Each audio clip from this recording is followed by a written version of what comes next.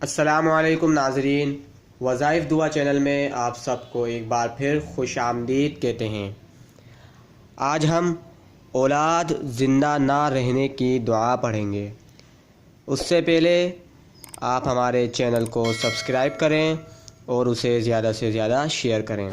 آئیے دعا پڑھتے ہیں۔ اولاد زندہ نہ رہتی ہو تو یہ دعا پڑھیں۔